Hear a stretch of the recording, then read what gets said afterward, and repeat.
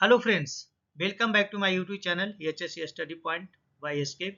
आज हम जानेंगे कि ओसा है जो confined space rigging and lifting and scaffolding को डिफाइन किस तरह से करता है उसके बारे में जानेंगे। तो चलिए देखते हैं कि एज पर ओसा standard confined space rigging and lifting का डिफिनेशन क्या होता है। तो चलिए सबसे पहले देखते हैं कन्फाइंड स्पेस का। तो कन्फाइंड स्पेस के बारे में ओसा क्या बोलता है, इसका जो स्टैंडर्ड उसमें बताते हैं अकॉर्डिंग टू ओसा 29 CFR 1910.146 is a confined space that is defined and such a space that यानी confined space वह स्पेस है जिसमें इसने 5 पॉइंट दिया है। वो क्या दिया है? Is large enough and so configure, मतलब इतना बड़ा है और इस तरह के कन्फिगर किया गया, मतलब उसकी बनावट इस तरह की है such that an employ can enter and perform the assignment, जिससे क्या होता है एम्प्लॉय उसमें है जो इंटर कर सकता है और उसको जो दिए गए काम है उसको परफॉर्म कर सकता है। फर्स्ट पॉइंट वैसा बोलता है। दूसरा क्या है? Is not design for continuous human occupancy, but ये क्या है? कंटिन्यूअस ह्यूमन ऑक्यूपेंसी के लिए डिजाइन नहीं किया गया है। नेक्स्ट जो है, it has limited restricted means for entry and exit. इसमें क्या होता है? एंट्री और एग्जिट के लिए लिमिटेड एक्सेस होता है।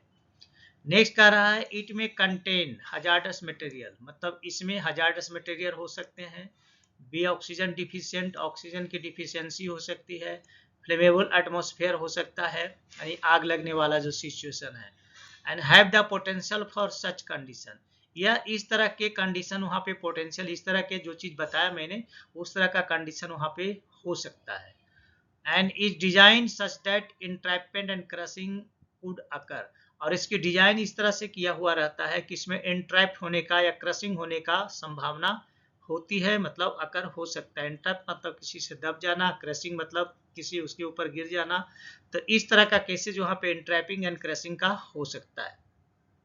चलिए अब नेक्स्ट देखते हैं कि रिगिंग एंड लिफ्टिंग के बारे में ओसा का डिफिनेशन क्या है। तो इसमें देखेंगे एज पर OSHA crane and derrick 29 CFR 19261400 in general क्या बोलता है? Rigging refer to the process of setting of equipment, मतलब रिगिंग का मतलब क्या है? इक्विपमेंट को इस तरह से सेटअप करना एंड साथ में यूजिंग हार्डवेयर। तो हार्डवेयर क्या होता है? Sling, hooks and chains. तो यहाँ पे क्रेन को इस तरह से सेटअप करना और उसके बाद हार्डवेयर का इस्तेमाल करना जैसे कि स्लिंग, हुक्स एंड जेल to lift and move load safely. तो यानी कि इक्विपमेंट का इस्तेमाल करके और जो यूजिंग हार्डवेयर है, हार्डवेयर का इस्तेमाल करके लोड को उठाना और एक जगह से दूसरे जगह मूव करना, ये है जो ओसा स्टैंडर्ड के अनुसार रिगिंग का ये डिफिनेशन है। अब देखेंगे लिफ्टिंग का डिफिनेशन क्या होता है। Lifting involves the actual raising of the load using crane और अदर डिवाइस, मतलब इसका मतलब ये कहना चाहता है कि लिफ्टिंग इन्वॉल्व्स एक्चुअल रेजिंग, मतलब लोड को एक्चुअली उठाना है। अब लोड को उठाने के लिए चाहे वो क्रेन का इस्तेमाल कर सकता है या कोई दूसरा है जो लिफ्टिंग डिवाइस का इस्तेमाल यहाँ पे कर सकता है। Employer must ensure that rigging is done by qualified person, यहाँ एक चीज ये भी बोलता है कि एम्प्लॉयर को इंश्योर करना जरूरी है कि रिगिंग एक्टिविटी जो चल रही है एक क्वालिफाइड पर्सन के निगरानी में होनी चाहिए और उसको वहाँ पे एबिलिटी उसकी होनी चाहिए। चलिए नेक्स्ट देखते हैं स्कैफोल्ड के बारे में। ओसा का डिफिनेशन क्या है? अकॉर्डिंग टू ओसा 29 CFR 1926.451 scaffolding is defined at, किस तरह से इसको डिफाइन किया गया है? ए टेम्पोररी एलिवेटेड प्लेटफॉर्म, मतलब एलिवेटेड मतलब होता है ग्राउंड से ऊपर उठा हुआ या एबव हाइट पे। तो a temporary elevated platform and it's supported structure use for supporting employ और मटेरियल और बोथ, मतलब वो ऐसा स्ट्रक्चर जो जमीन से ऊपर हो और वो दोनों को सपोर्ट करता हो, मैन को भी सपोर्ट करता हो और मटेरियल को सपोर्ट करता है। जैसे कोई काम करने के लिए अगर आएगा तो उसको इक्विपमेंट की भी जरूरत पड़ेगी, बहुत सारे चीज़ों की जरूरत पड़ेगी, तो वो है जो वो उसको भी हम प्लेटफॉर्म पे रखते हैं। इसीलिए क्या गया एक ऐसा टेम्पोररी प्लेटफॉर्म जो दोनों को सपोर्ट करता है, मैन और मटेरियल को।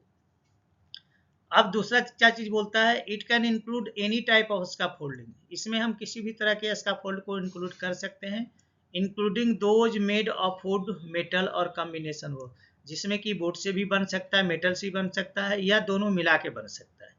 ओसा regulations provide detail requirement for the design. अब ये क्या करता है, ओसा रिक्वायरमेंट है जो उसका फोल्ड बनाने के लिए डिटेल डिजाइन का प्रोविजन देता है and use the safety measure associated with उसका folding to protect worker and the other hazards.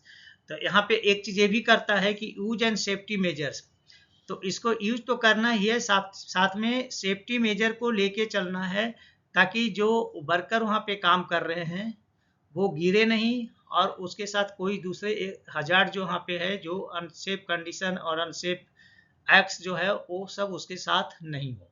तो ओसा के अनुसार इसका फोल्डिंग का ये डिफिनेशन है, छोटा सा डिफिनेशन आपने देखा।